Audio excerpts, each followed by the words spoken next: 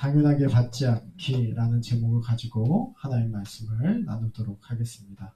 사람들의 일상이 바빠지면서 사람들은 간단하게 식사를 해결할 수 있는 방법들을 선호하기 시작했습니다. 현대인들이 많이 사용하는 즉석밥의 경우 이 전자레인지에 밥을 2에서 3분만 데우면 바로 식사를 할 수 있어서 인기가 많습니다. 또한 밀키트라 해서 이 모든 재료 준비가 다 되어 있어 바로 끓이기만 하면 음식을 먹을 수 있는 것도 인기가 있습니다. 이렇게 간단하게 무엇을 할 수 있다는 것은 그것을 준비하는 시간과 체력을 덜어주어서 사람들에게 편리함을 느끼도록 만들어줍니다. 하지만 그 편리함이 때로는 우리가 직접 시간과 정성을 들이지 않다 보니 가볍게 여겨지는 모습도 있습니다. 사실 밥도 그렇습니다. 한 끼의 밥을 차리기 위해서 시장에 다녀오고 또 재료를 손질하고 조리를 해서 음식을 내놓지만 그 준비하는 시간에 10분의 1도 되지 않는 짧은 시간에 음식을 먹어버리는 사람들 입장에서는 그게 별게 아닌 것처럼 별다른 수고가 아닌 것처럼 느껴질 수도 있습니다. 그래서 사실은 이것이 얼마나 고마운 일인지 깊게 느끼지 못하는 모습이 될 수도 있는 것입니다. 예전에 TV의 한 예능 프로그램을 보는데 추석을 맞이해서 명절 음식을 남성 출연자들이 준비하는 장면이 나왔습니다. 요즘은 요리에 남성들이 많이 참여하기도 하지만 불과 10여 년 전만 하더라도 남성들이 같이 하는 모습은 극히 일부의 모습이었습니다. 그 예능 프로그램에서 명절 음식을 준비하던 한 남자 출연자가 푸념을 하면서 이렇게 말을 합니다. 대체 누가 더도 말고 덜도 말고 한가위만 같으라고 했냐라는 겁니다. 추석에 더도 말고 덜도 말고 한가위만 같아라 라고 말하는 것은 풍성함을 이야기하는 것인데 결국 이는 대부분 음식에서 비롯될 것입니다. 누군가는 풍성한 명절 음식을 먹고 또 즐거운 명절 놀이를 하면서 즐거운 시간을 보내는 동안 누군가는 그래서 더도 말고 덜도 말고 한가위만 같았으면 좋겠다 이렇게 말을 하는 동안 누군가는 그 누군가가 누릴 풍성함을 위해서 하루 종일 재료를 손질하고 허리 한번 피지 못한 채 전을 부치는 모습을 가지게 되는 것입니다. 우리가 누리는 편리함 뒤에는 누군가의 고생함이 있음을 우리는 기억해야만 합니다. 이스라엘의 영적 생활에도 이런 모습이 있었습니다. 거룩하신 하나님과 함께 동행하는 삶을 살아야 됐던 이스라엘은 의식적인 부정에 대해서 조심해야 될 필요가 있었습니다. 의식적인 부정이라는 건 이런 것입니다. 실제적으로 그들이 누군가를 해하거나 누군가에게 거짓 증언하는 식의 죄를 저지르는 것이 아니라 몸에 유출병이 있을 때 아니면 시신을 가까이 하게 되었을 때 이럴 때 의식적인 부정함이 생기게 됩니다. 하나님의 거룩성을 나타내기에 어울리지 않는 의식적인 부정을 저지르게 될 때 원래 이스라엘 백성들은 속죄제를 드리게 되어 있습니다. 근데 사실 속죄제는 꽤나 많은 복잡함을 요구하고 있습니다. 만일 평민의 한 사람이 여호와의 계명 중 하나를 부지중에 범하여 허물이 있었는데 그가 범한 죄를 누가 그에게 깨우쳐주면 그는 흠없는 암염소를 끌고 가서 그 범한 죄로 말미암아 그것을 예물로 삼아 속죄 제물의 머리에 안수하고 그 제물을 번제물을 잡는 곳에서 잡을 것이요 제사장은 손가락으로 그 피를 찍어 번제단 뿔들에 바르고 그 피 전부를 제단 밑에 쏟고 그 모든 기름을 화목제물의 기름을 떼어낸 것 같이 떼어내 제단 위에서 불살라 여호와께 향기롭게 할지니 제사장이 그를 위하여 속죄한즉 그가 사함을 받으리라. 누군가가 자기가 깨닫지 못한 가운데 부정함을 잊게 됩니다. 그는 그 속죄제를 드려야만 했어요. 근데 어떻게 합니까? 암영서를 끌고 성막이 있는 곳까지 갑니다. 그리고 또 그곳에서 이 머리에 안수하고 또 그 번제물을 잡습니다. 우리가 왜 생선 한 마리를 이렇게 하는데도 숙달된 사람이 해도 시간이 조금 있는데 염소 한 마리를 이 각을 뜨고 내장을 벗겨내고 가죽을 벗기고 이 모든 과정을 다 합니다. 더구나 제사장은 손가락으로 피를 찍어서 번제단 뿔에 바르고 또 피 전부를 제단 밑에 쏟고 또 기름도 다 떼어냅니다. 그래서 이런 것들도 다 불사르게 됩니다. 나머지 또 이 고기들도 먹을 수도 없어요. 밖에 나가서 다 불태워버려야 됩니다. 이게 사실은 속죄제를 하는데 모든 과정들은 시간과 체력과 물질 여러 부분에 있어서 많은 게 요구가 됩니다. 그런데 한번 생각을 해보십시오. 만약에 시신을 가까이 하게 됐을 때 부정함을 잊게 되는데 사랑하는 가족을 떠나보내게 돼서 그 사랑하는 가족의 시신에 손을 어루만지고 다리를 어루만졌다고 했을 때 그는 부정함을 입은 자가 되었을 때 가뜩이나 이 가족을 떠나보낸 것도 가슴 아픈데 이에 뒤따라오는 이 정결의 의식을 통해서 속죄제를 드려야 하는 것은 또 다른 어려움을 가지고 오게 되는 것 아닙니까? 장례를 치러보면 다들 아실 겁니다. 유가족들에게 참 지치는 시간이 되기도 합니다. 정신적으로나 체력적으로 참 힘든 시간이기도 합니다.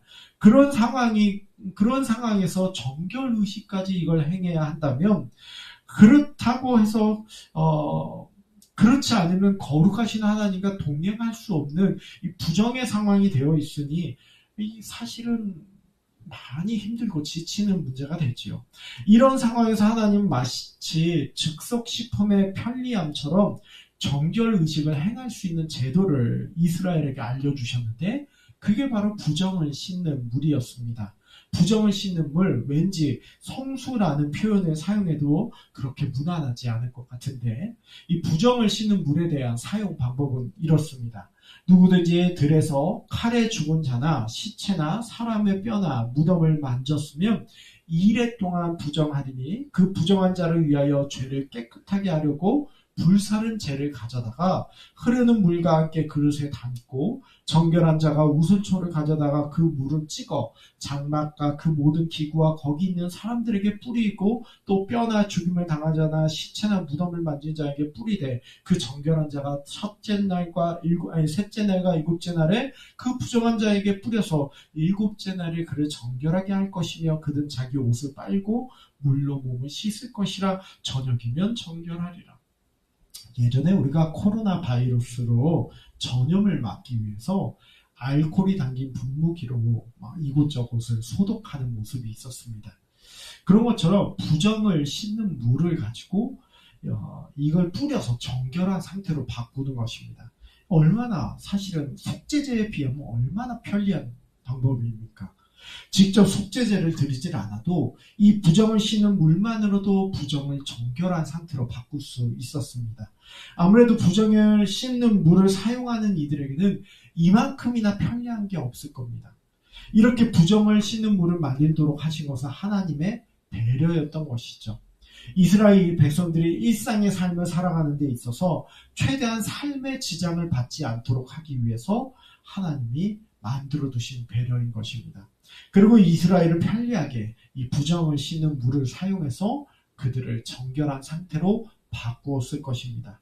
그런데 이 부정을 씻는 물을 만드는 방법이 상당히 복잡했습니다. 오늘 우리가 읽었던 말씀에 잘 나와 있는데요.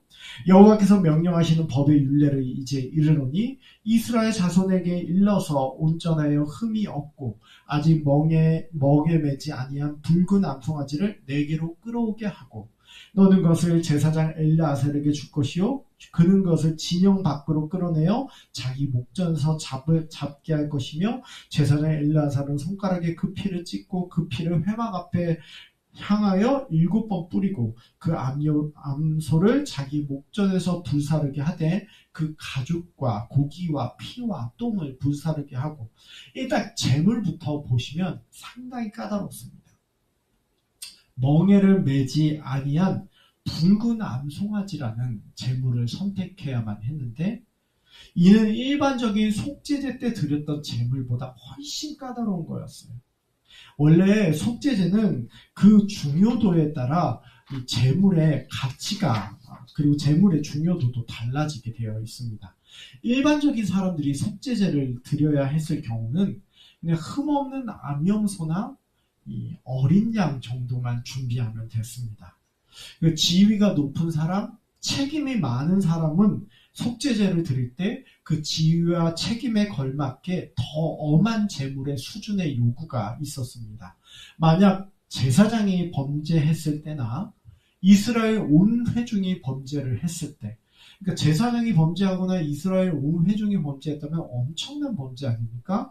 그럴 때는 상태가 심각하니까 재물의 중요도가 커지는데, 아까 일반적인 백성들은 암염소나 어린 양 수준이었다면 흠없는 수송아지를 가지고 속죄제를 드려야만 했어요. 그런데 부정을 씻기 위해서, 부정을 씻는 물을 위한 이 제물이 어떻습니까? 온전하고 흠이 없고 멍에를 메어보지 않은 붉은 암송아지라는 거예요. 붉은 암송아지. 일반적으로 수컷보다 암컷이 더 중요하게 다루어져 있었는데, 그 이유는 번식을 위해서 암컷이 더 중요했기 때문입니다. 그걸 생각해 보면 아무래도 수송아지보다는 암송아지가 훨씬 더 가격이 비쌌을 겁니다. 그리고 훨씬 희귀했을 겁니다. 근데 이 수송아지도 아닌 암송아지를, 그것도 멍에를 메어보지 않는 온전하고 흠이 없는 붉은 암송아지를 구한다는 건 상당히 그 제물의 중요도가 엄청나게 중요했다는 것을 보여줍니다. 또한 이 암송아지를 잡는 방법 또한 대속죄일이나 회중의 속죄제에 준할 만큼의 의식을 치러서 이것을 해야만 했다는 거예요. 여기서 끝이 아닙니다. 6절에서 10절까지 말씀을 보면요, 속죄제 때는 쓰지 않았던 재료가 들어갑니다. 바로 백향목, 우슬초, 홍색실을 부정을 씻는 물을 만드는 데 사용했습니다. 그러니까 재료비가 더 들어간다는 거죠. 요즘식으로 쉽게 얘기하면 훨씬 더 많은 가치를 집어넣었다는 겁니다. 더구나 부정을 씻는 물을 만드는 사람들, 암송아지를 잡은 자나 제사장이나 그 제물을 태운 재를 다루는 자들 모두 저녁까지 부정하고 옷을 씻고 옷을 빨고 씻어야 되는 수고를 해야만 했습니다. 그러니까 일반적인 이스라엘 백성들의 의식적인 부정을 해결하기 위해서 사용된 이 성소가 사용하는 사람들한테는 정말 편리한 거였지만, 사실 그거를 만드는 데 있어서는 누군가는 엄청난 노력과 거기에는 많은 헌신이 들어가야 됐다라는 것입니다. 나에게 편리하다고 그게 결코 싸구려가 아닙니다. 나한테 간편하다 그래서 그것이 결코 쉬운 일이 아니었습니다. 나에게 참 쉽게 가정을 넘어갈 수 있는 것이 사실은 누군가 참 많은 고생을 해서 이루어진 것임을 기억해야 됩니다. 이는 우리가 받은 은혜도 마찬가지입니다. 히브리서는 이렇게 말합니다. 염소와 황소의 피와 및 암송아지의 죄를 부정한 자에게 뿌려서, 암송아지의 죄를 부정한 자에게 뿌려서, 이거 부정을 씻는 물에 대한 얘기를 하는 거예요. 이걸 뿌려 그 육체를 정결하게 하여 거룩하게 하거든 하물며 영원하신 성령으로 말미암아 흠없는 자기를 하나님께 드린 그리스도의 피가 어찌 너희 양심을 죽은 행실에서 깨끗하게 하고 살아계신 하나님을 섬기게 하지 못하겠느냐. 히브리서는 이 부정을 씻는 물에 대한 이야기를 꺼내면서 예수 그리스도의 용서의 피를 이야기해요. 바로 이 부정을 씻는 물이 예수 그리스도의 보혈을 예표하고 있음을 이야기를 합니다. 우리는 예수 그리스도의 보혈을 의지해서 죄사함을 받습니다. 이게 어찌 보면 참 편리해 보이기도 해요. 우리가 모든 죄책을 짊어지지도 않고, 우리가 그 고통을 받지도 않고, 하나님 앞에 용서를 구하며 예수 그리스도의 보혈을 의지하는 이것으로도 우리의 죄사함을 받는 것은 어찌 보면 정말 참 편리하다고 말할 수도 있는 거예요. 죄를 짓고 와서 교회에 와서 하나님 잘못했습니다 하고 용서의 기도를 빌 때 하나님 그 기도를 받으셔서 용서해 주시는, 사실은 그 죄책을 다 담당하는 그것에 비해 얼마나 편리한지 몰라요. 하지만 우리가 한가위의 풍성함을 누리는 데 있어서 사실은 내가 풍성함을 누릴 때 누군가의 수고, 허리 한번 못 펴는 수고가 있던 것이고, 우리는 그 수고 덕분에 풍성함을 누리는 것처럼 우리가 하나님 앞에 감히 이렇게 나올 수 있는 것도 우리가 용서의 은혜를 받으면 천국의 소망을 누리는 그 이면에는 얼마나 큰 십자가의 희생이 있었는지 우리가 기억해야 되는 것입니다. 이는 비단 예수님의 용서만을 이야기할 게 아니에요. 우리가 교회라는 공동체 안에서 내가 편안하게 신앙생활하는 데 있어서 사실은 누군가의 노력과 수고가 있었어요. 내가 복음을 듣고 예수를 영접한 것이 하나님의 섭리에 의한 것이라 하지만 이 복음에 나에게 오기까지 얼마나 많은 이들이 순교의 피를 흘렸는지 모릅니다. 어떤 성도님이 예수 믿은 것에 있어서 얼마나 많은 이들이 눈물로 그 영혼을 위해 부르짖으며 하나님께 은혜를 구하는 모습이 있었겠습니까? 그것은 결코 당연하지 않은 것입니다. 우리는 당연하게 받지 말아야 합니다. 내가 하나님 앞에 용서를 받은 것이나 편안한 예배당에서 예배를 하게 된 이 모든 발걸음 뒤에는 정말 많은 사랑과 은혜가 있었음을 기억해야 됩니다. 우리가 이를 가볍게 취급하는 것은 그저 철없는 모습 그 이상도 이하도 아닙니다. 하나님께서 내게 주신 것에 얼마나 많은 사랑과 고난의 십자가가 있었는지를 기억해야 됩니다. 또한 예배당에서 내가 이렇게 예배드리기까지 얼마나 많은 성도님들의 배려와 희생이 있었는지를 기억해야 됩니다. 당연하게 받지 않으며 감사의 마음을 가지는 것이 성도의 기본된 도리입니다. 그 마음이 변치 않고 더욱 커져가는 것이 성도의 기본된 모습입니다. 우리 이 모습이 될 수 있기를 주님의 이름으로 권면드립니다.